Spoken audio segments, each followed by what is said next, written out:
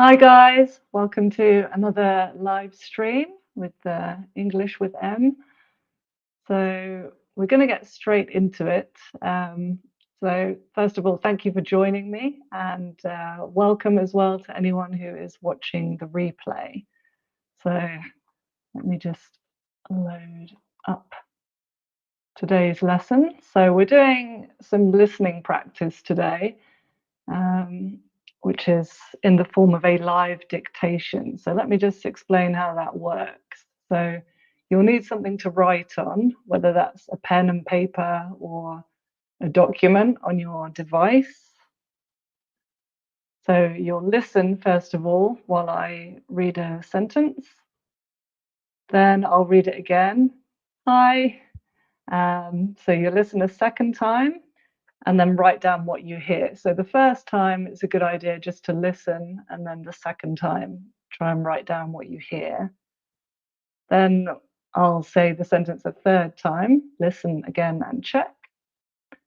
I will reveal the answer, check your spelling, okay? So this is an opportunity not just for listening, but also for your writing, for your spelling, to work on that. And then we'll talk about the vocabulary and pronunciation.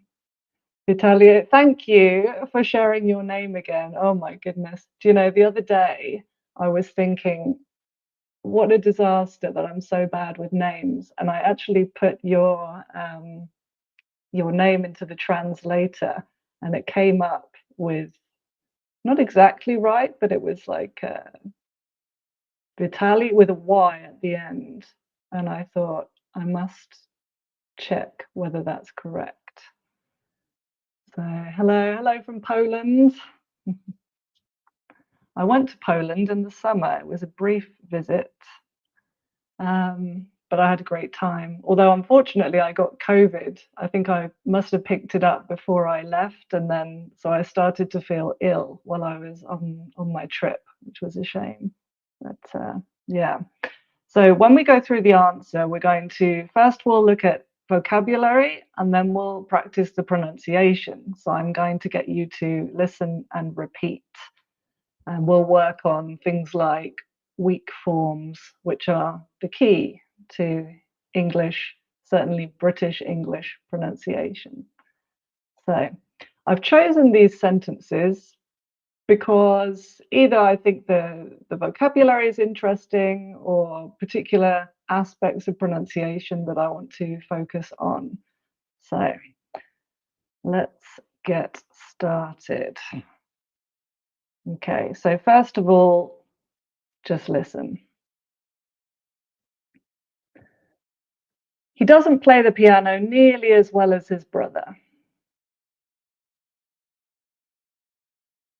Listen again, and this time write down what you hear. He doesn't play the piano nearly as well as his brother.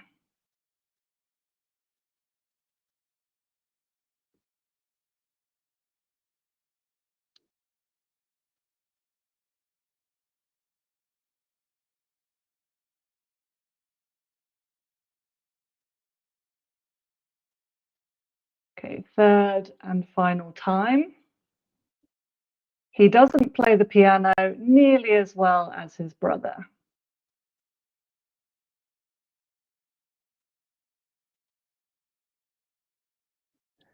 Okay, so Vitalie, well done. That is correct.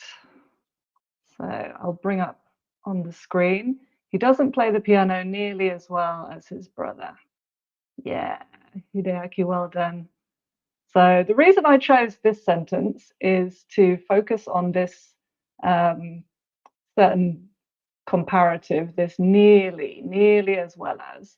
So what's the difference between not nearly as well as and not as well as? What difference does it make adding nearly in there? What do you think?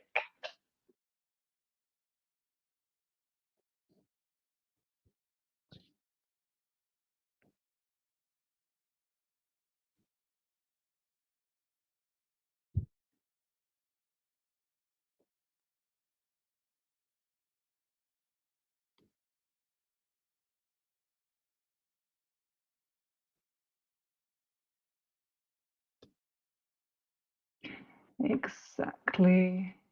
Yeah, Hideaki, well done. So it's a bigger difference, not nearly as well as. I realized the other day, I don't know why this didn't occur to me before, but when I pin a comment to the screen, sometimes it hides some of the text. So I'll unpin the comments for a moment. So yeah, it's a bigger difference. Yeah. Nowhere near as well as. So this is another way to say it. And I'll just show you an illustration for anyone who's perhaps new to this structure or not clear. So we mean a big difference. Got a little image there. So Max is not as tall as David. You can see the two boys there, David and Max. There's a difference in height, but it's not massive. But if I say they are not nearly as tall as their mum, you can see that there's a big height difference that we're talking about there. So now that we've talked about the vocabulary, grammar really in this case, let's look at the pronunciation. So there's something that I want to bring up here, and that is the schwa. So some of you, I'm sure, will have heard of the schwa before. It might be new for some of you. This is the most common sound in the English language, particularly in British English. And when I say British English, in this case, I'm talking about my accent, which is received pronunciation. There are, of course, many British accents. Some of them are very different to mine. But for the purposes of this video, received pronunciation. So the schwa, that is an unstressed vowel sound. It can be any vowel, and it is the in teacher or doctor or my name, Emma.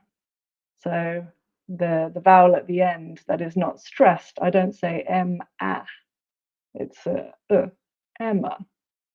And to form the schwa, because this sound does not exist in some languages, you need to adopt a relaxed facial expression, which always makes me laugh when I try and do it, because I know that when I'm not smiling, I look grumpy. So now I can't do it. So try to adopt a relaxed facial expression without smiling, like this, and just that is the schwa. Very common sound in English. Okay, so there we go, unstressed vowels. So for example, in the word the, if the is followed by a consonant sound, we pronounce it with a schwa. So the piano. And also the as. So we don't say as well as in connected speech when we're speaking quickly. It's as well as well as. So I want you to repeat this at home. So as well as. Okay, so now listen to the complete phrase. The final vowel in brother, yeah, exactly, as well.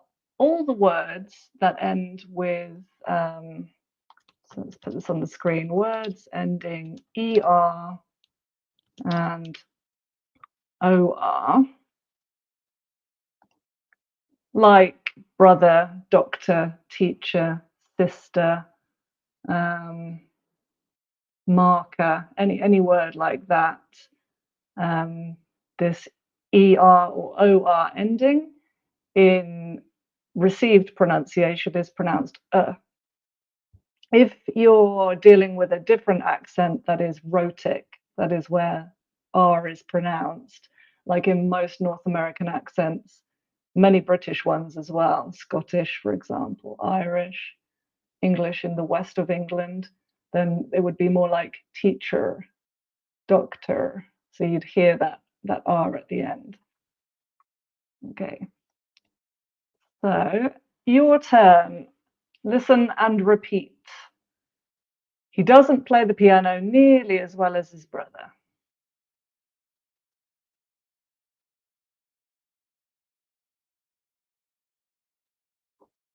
Hi, Abby, nice to see you. There's one word actually that I still have to mention, and that is his. What happens to his in connected speech? What do you think?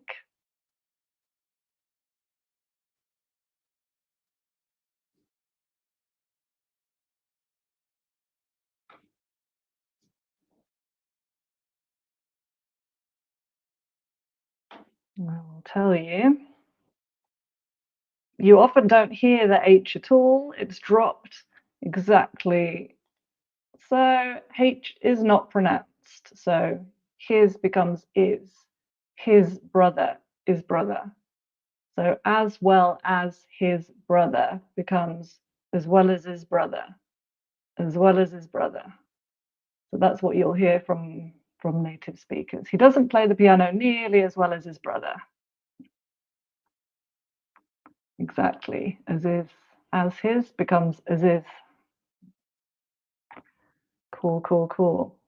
Okay, so that's the first sentence. And we're going to move on to the second one, which is... Okay, so first of all, just listen. This next sentence I've chosen because of the vocabulary, one particular verb. Okay. Some people are afraid of change while others embrace it.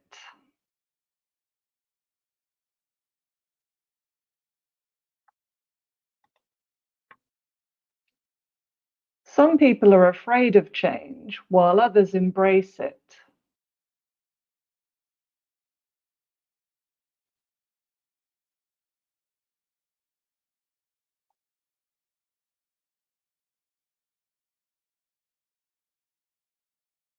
Okay, so listen and check now. Some people are afraid of change while others embrace it.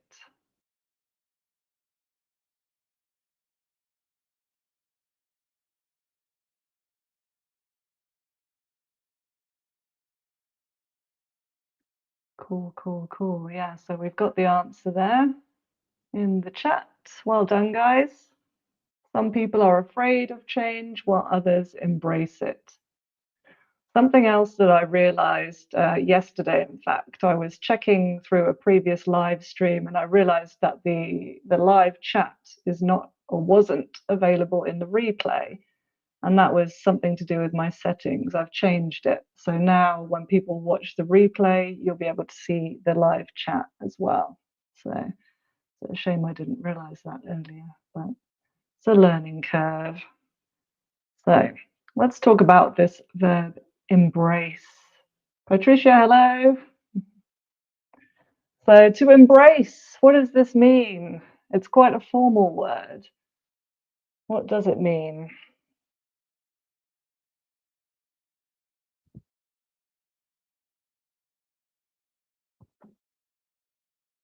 There's two meanings. There's, I guess, a literal meaning, and then in this sentence, we've got more the figurative meaning. So, yeah. Okay, so Abby, accept, yes. So I'll just bring up the literal meaning. To embrace someone is to hug them, to put your arms around them, give them a hug. Embrace is quite formal in this context. You don't often hear people say, let's embrace, let's hug, or I embraced my friend. More likely to hear, I hugged my friend. But then if you embrace something, you accept it with enthusiasm. Okay, so you accept it happily. So in the context of this sentence, we are embracing change, we're accepting it. Yes. So yeah. So a good point about pronunciation, which we'll come to in a moment. So I just want to talk very briefly about embrace and what you embrace. So typical collocations here I'm not going to go through all of them. If you're interested, then you can take a closer look in the replay at this. Lost my document. So you embrace change, embrace life, embrace Islam, embrace diversity, and then you can embrace the idea, embrace the concept, etc. So some examples there. Okay, so let's talk about pronunciation. So we have a comment here. The T wouldn't be pronounced strongly, could be left out. Yeah, so in it at the end of the word. Some people are afraid of change while others embrace it. Yeah. What happens to the T is that it becomes glottalized. And this is where the vocal folds sort of come together and stop the sound. And some people pronounce all the T's, but I think the majority of people sort of, you get that glottal. So it becomes it. It. It doesn't disappear altogether because that would just be I. But there's it. It's as if you're forming the t sound, but you stop short of actually making it. So, Mamush, you're new. Welcome. Welcome. Nice to see you here. So yeah, you take it on board. What else? So here, do we have any schwas in here? Let's see. Ah, the word ah. What do you think happens to that? The entire word is pronounced So we don't usually say some people are afraid of change. We say and something else happens here. So, well, let's talk about of. This is another one. Uv. Uv. We don't usually say of. And then when we're joining these things, because R is followed by afraid. So when a word like this is followed by another vowel sound, then you get something like this, are afraid, are afraid. So this is the insertion of an R where there wouldn't usually be one. Exactly, this is the intrusive R. So, are afraid. Some people, and it ends up like are afraid, are afraid. And then you've got the of, are afraid of, are afraid of, like that. So, not some people are afraid of change, but some people are afraid of change while others embrace it. So, let's. Before we move on, your turn. So I'm going to read the sentence, and at home, I want you to repeat it. Try to get this the weak are afraid of. Okay. Some people are afraid of change while others embrace it.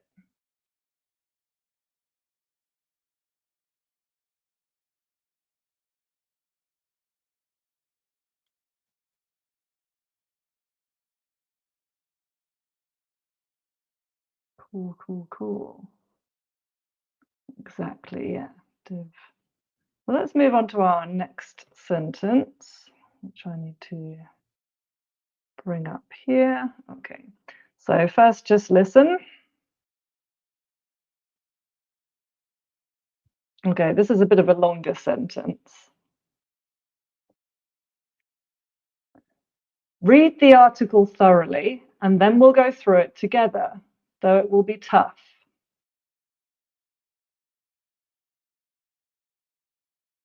Okay, again. Read the article thoroughly, and then we'll go through it together, though it'll be tough.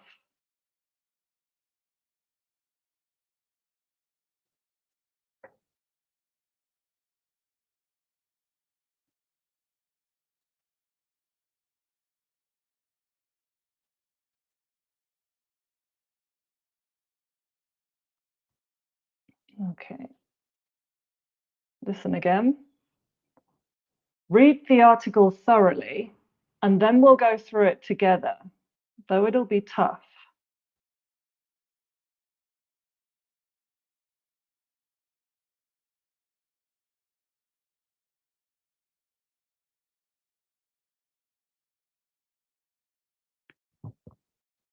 Okay, because it's a long one, I'll just read it one more time. Read the article thoroughly, and then we'll go through it together, though it'll be tough.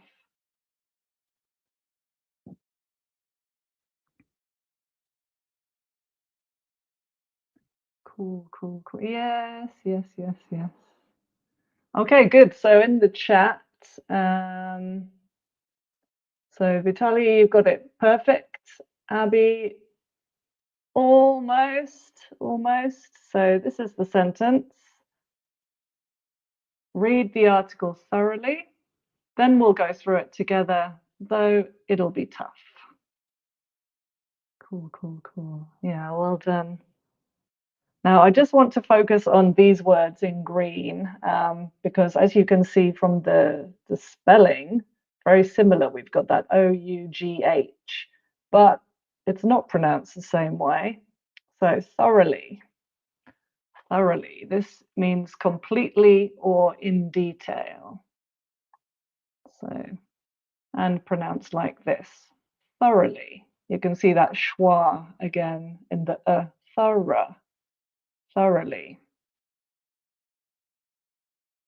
Through, which in this case is part of a phrasal verb, go through, which means to examine or review. Through. Then we have though, which is another way of saying but, though. And tough, which is difficult or hard. So again, we've got thoroughly, through, though, tough. Let's go back to our sentence and look at the pronunciation. So of course we have some schwas in here. So we've got this word and. When and is not emphasized, it's pronounced un. If you think of all the word pairs that are joined by and, like rock and roll, we don't say rock and roll, we say rock and roll, or salt and pepper, salt and pepper. Shampoo and conditioner, all of these things. Yeah, good afternoon. Thank you for joining us. So we're just talking about the pronunciation of the phrase. So and becomes un. And also, I want to talk about this, it will, because in connected speech, we don't say it will be tough. We say it'll. And you can see I've put it with a d sound, it'll. It could also be more of a sort of glottalized t sound, like it'll. Sometimes you hear it like that, it'll be tough. I say it'll be tough, which is why I've put this version, but you'll also hear it'll. So almost like little or little. So let's have a go. I think that's everything there. Right, just make sure I'm not forgetting anything. Okay, so listen and repeat. Okay. Read the article thoroughly, and then we'll go through it together, so it'll be tough.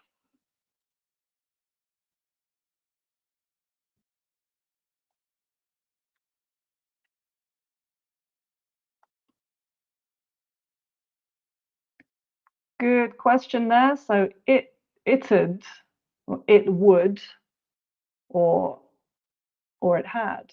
The pronunciation would be depending on who's speaking, it'd. So yeah, exactly. And the t might be glottalized, so it might sound like it'd. So let's put a sentence.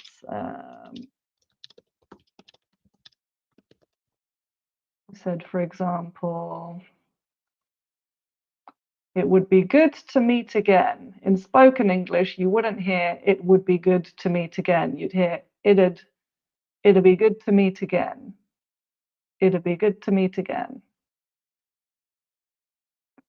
Panian, hello. Hello. Yeah, the contractions in English, the pronunciation is takes some getting used to. And, if you don't speak in this way, that's not a problem, but it's important for your listening comprehension, because this is the reason why, as an English learner, you probably find it difficult to understand native speakers, especially when they're talking together in a group and talking quickly. It's all of these weak forms and contractions. So let's move on to our next one. So the next one I've chosen for vocabulary reasons. Okay. The match was put back until the following week due to the torrential rain.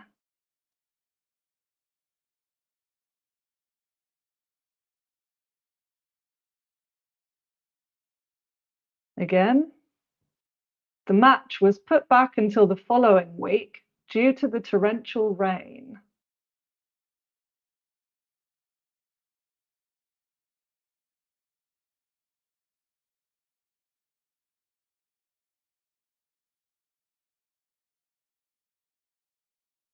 Okay. The match was put back until the following week due to the torrential rain.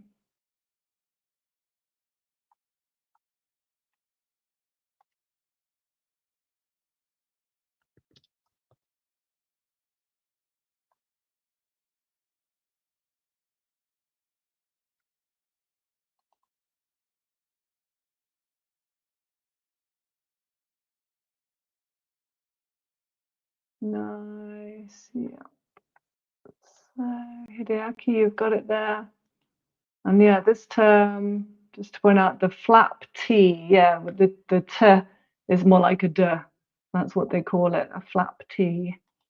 So, okay. So let's go and open that up. The match was put back until the following week due to the torrential rain. So first we'll look at the vocabulary. A phrasal verb here, put back.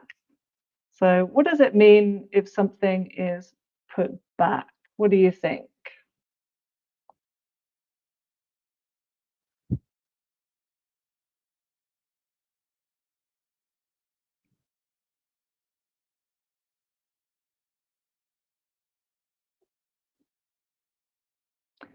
Alexander, hello. Postponed. Yes, that's exactly right.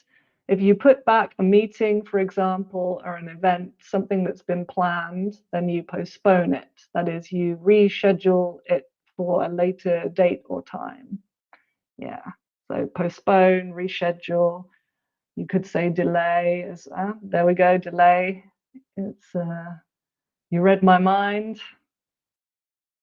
Okay, the next word then that I want to look at is torrential. Have you heard torrential before? And what does that mean? While you're thinking about that, just to bring up this, to call off is not the same as put off. So call off is to cancel. Let's pop that there. Yeah, if you call something off, you cancel it, but it doesn't have that added meaning of rescheduling until later. It's just, it's called off, it's not happening. So it's a little different. Yeah. Heavy rain, exactly. Heavy rain. So torrential rain is very heavy. We only really use torrential in the context of rain. Yeah, I always say this, but being British, I am obsessed with the weather, so it comes up. It always comes up at some point during the lesson. So, torrential rain. Now let's talk about pronunciation. So, okay, just looking at this, I'm seeing something that I have not noted down on the slide, but I'll talk to you about it. So, we've got our three thes. So, we've got the schwa in the match, the following, the torrential. Then we also have to, which when to is not emphasized is pronounced t. So we don't usually say to the, but to the, due to the torrential rain. Okay, and I didn't put it in the slide, but I'll put it on the board now as well. So was, which if I bring up my IPA typewriter, I can add the phonetic transcription there.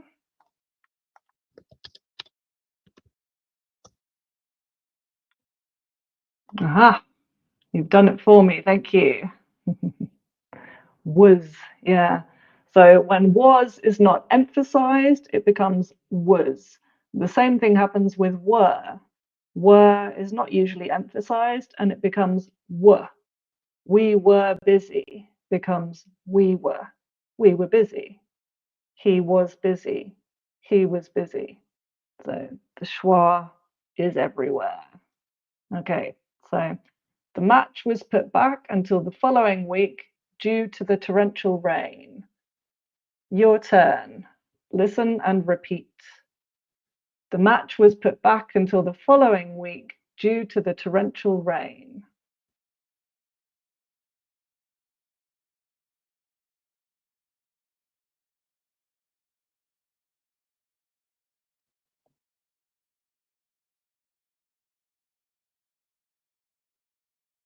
Cool. Okay, so we're going to have another one. Oh, forgot to highlight the t there. Okay, so listen first of all. Did you hear him say he was an excellent guitarist? I couldn't keep a straight face.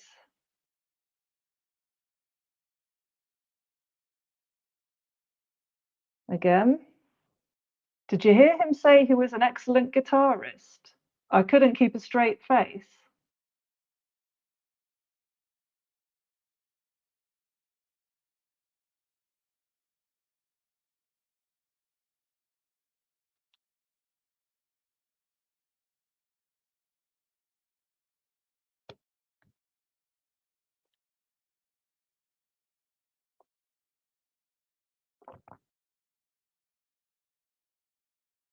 Okay, so the third time to check. Did you hear him say he was an excellent guitarist? I couldn't keep a straight face.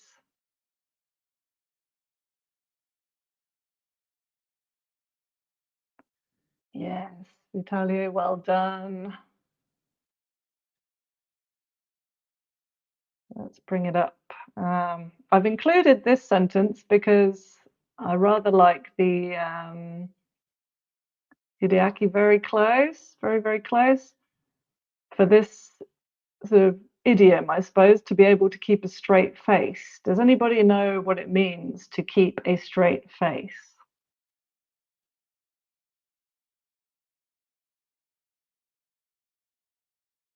Faizia, close, close.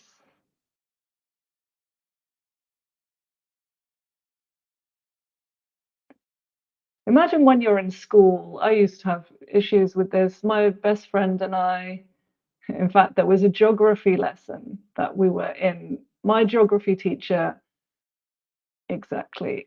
My geography teacher was called Mrs. Williams. Good old Mrs. Williams. And one of my classmates, Rob, had done something. I don't know what he'd done, but Mrs. Williams did not approve. And she stopped the class and she said, Rob, you bird brain. And yeah, coming from a teacher, well, it was very funny. My friend Becca and I were quite literally on the floor under our school desks, just laughing. It was impossible to keep a straight face in this situation. Absolutely impossible. So, to keep a straight face is to stop oneself from smiling or laughing. So, in this case, I've had this, I've experienced this before where people tell you how good they are at something and then it's, yeah, not the case. So, in terms of pronunciation, what do you think happens to did you?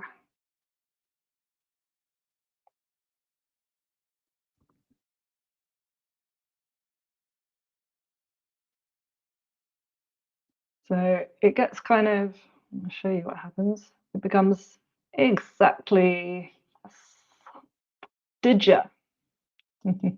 Did ya? Did you hear him say? Did you hear him say? And something else that happens as well. So we've got the articles an and we don't usually say an excellent, a straight face. That schwa comes back again and we get uh. So an excellent guitarist, a straight face. Yes. So this is my next point about what happens to H, that very often not pronounced when spoken quickly. So him and he, we get im, e. So did you hear him say he was an excellent guitarist? I couldn't keep a straight face. So you don't really hear the he. Did you hear him say he was an excellent guitarist? If we slow it down, I couldn't keep a straight face. And the T at the end of straight gets glottalized. So you don't often hear people say a straight face. It's usually straight face. Okay, so I think that's all we want to point out there. So listen and repeat. Did you hear him say he was an excellent guitarist? I couldn't keep a straight face.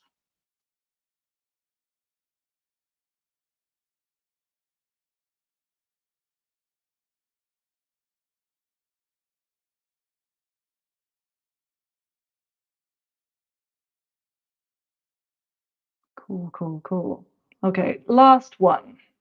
So this one I've chosen for vocabulary purposes. Keep it straight. Yeah, exactly. Ready.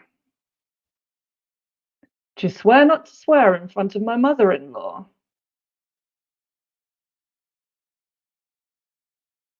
Again. Do you swear not to swear in front of my mother-in-law?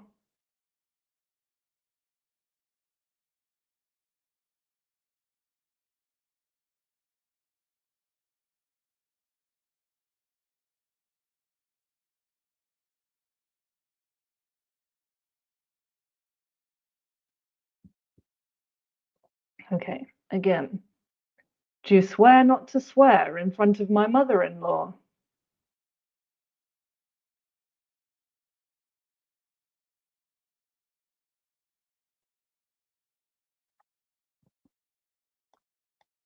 Very close, but the bit at the beginning is not correct.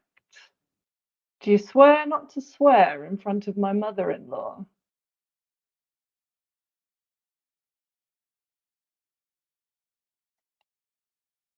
Yeah. Yeah, so this is something that happens, and we'll come back to this in a moment. So I just want to talk about the vocabulary for a second. So, swear. If you swear, what do you do? Because we've got two different uses of the word swear in this sentence. Can anyone tell me what they mean?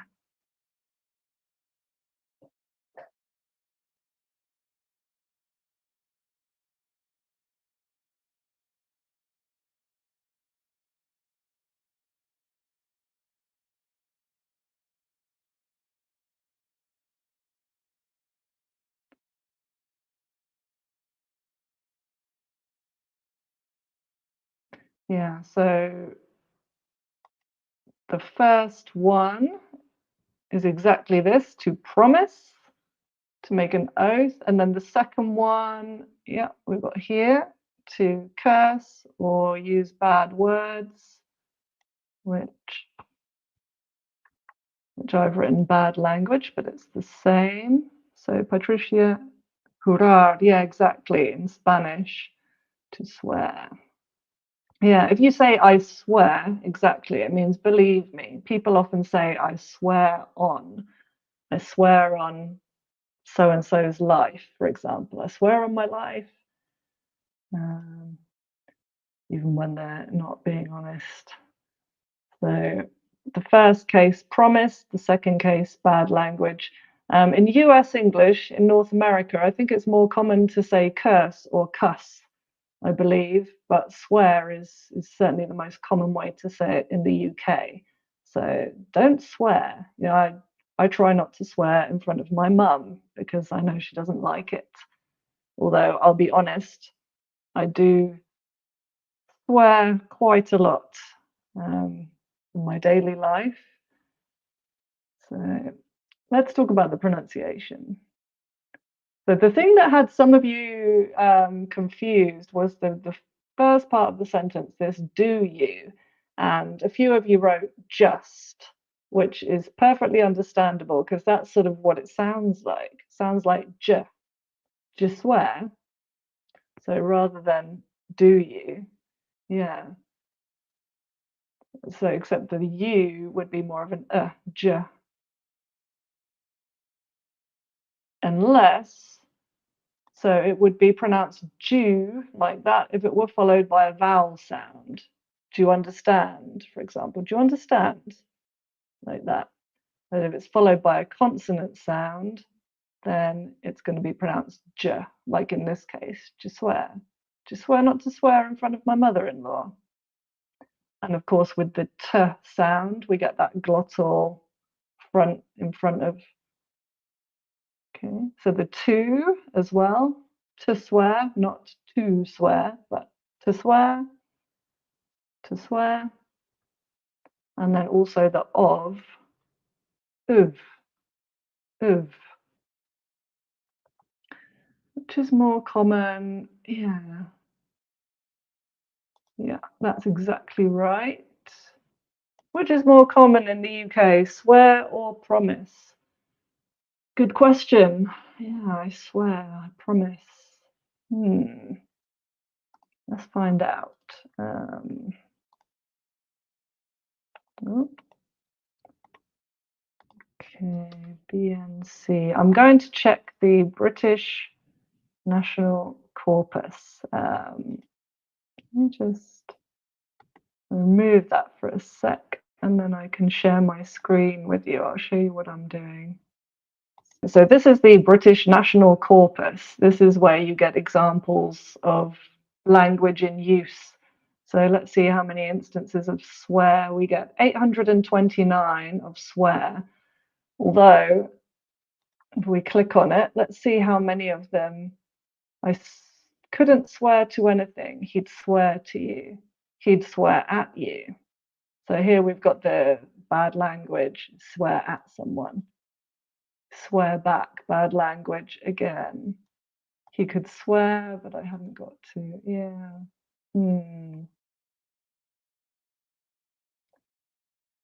There's swear on the Bible. People often say that. I swear on the Bible. Okay, swear by Almighty God. Yeah, most of these instances coming up are swear in the use of promise, I think. So let's see how often promise comes up. 3,760 instances of promise. So you can see by that that promise is a much more common word in Britain than swear. Okay, I'll stop sharing that. Cool. Right, just make sure I haven't missed anything in the chat. Yeah, promise would be more common, exactly right. Yeah. Yeah, to swear, insult, and affront. I mean, you can swear. You don't necessarily have to insult someone to swear anytime. I'm sure, you've been walking and you've stubbed your toe and you might let out a stream of offensive language. If there's no one around to hear it, then yeah, cool, cool. Okay, so well, we've been about 45 minutes, which is probably about the right time to stop. And that was our last sentence, I think. Let's just check that. Yeah. So, as always, thank you very much. Thank you for joining me today. Thank you to my channel members for supporting the channel. And yeah, if you liked the live stream today, please do remember to like it, because that makes a big difference to how the channel does on YouTube.